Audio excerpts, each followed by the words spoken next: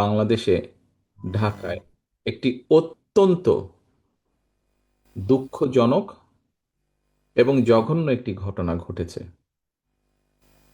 ইনকালাব মঞ্চের নেতা জনাব ওসমান হাদি, তাকে গুলি করা হয়েছে,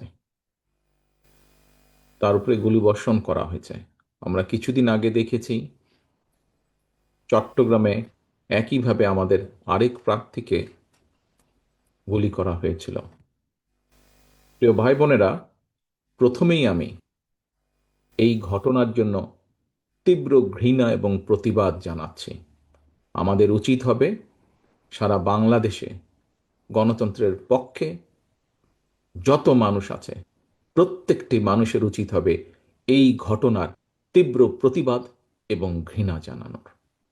আসো, আমাদের আজকের এই অনুষ্ঠান থেকে আমরা এই ঘটনার প্রতি তীব্র ঘৃণা এবং প্রতিবাদ জানাই এবং একই সাথে বিএনপি এবং ছাত্র দলের দায়িত্বশীল একজন কর্মী হিসাবে আমাদের দায়িত্ব হবে প্রশাসনকে, যারা এই ঘটনার সুষ্ঠু তদন্ত করবে, তাদেরকে আমাদের অবস্থান থেকে সহযোগিতা করার কোনো স্কোপ সুযোগ যদি থাকে আমরা আমাদের সর্বোচ্চ সহযোগিতা করব, যাতে করে তারা প্রকৃত যে দোষী ব্যক্তি তাদেরকে খুঁজে বের করে দেশের আইন অনুযায়ী তাদেরকে শাস্তি প্রদান করতে পারে। রেইনবো অলরাউন্ডার এক্সটেরিয়র পেইন্ট বাড়ির বাহিরের দেয়ালের সুরক্ষা নিয়ে থাকুন নিশ্চিন্ত, সাথে পাচ্ছেন 10 বছরের ওয়ারেন্টি। দেশ একটা অত্যন্ত সংকটের ভিতর দিয়ে যাচ্ছে। আমরা দেখেছি গত এক বছরে বিভিন্ন সময় বিভিন্ন ব্যক্তি, বিভিন্ন সংগঠনের সদস্যরা হুমকি দিয়েছে প্রকাশ্যে যে প্রত্যাশিত নির্বাচন আগামী ফেব্রুয়ারি মাসে, সে নির্বাচনকে তারা হতে দেবে না, বাধাগ্রস্ত করবে। প্রকাশ্যে হুমকি দিয়েছে।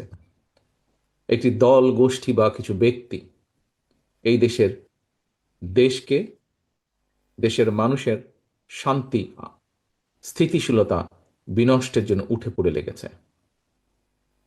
এবং এই কারণেই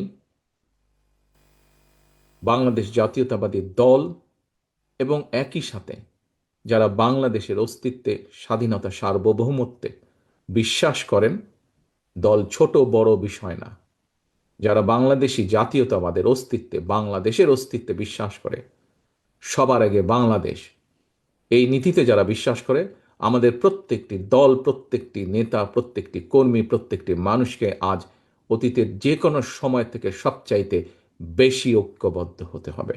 কারণ যারা এই দেশের স্বাধীনতাকে ধ্বংস করতে চায়, এই দেশের সার্বভৌমত্বকে ধ্বংস করে এই দেশের স্থিতিশীলতাকে ধ্বংস করতে চায়, তারা তাদের ষড়যন্ত্র যে শুরু করে দিয়েছে, আজকে ওসমান হাদির ঘটনা দিয়ে তা প্রমাণিত হয়।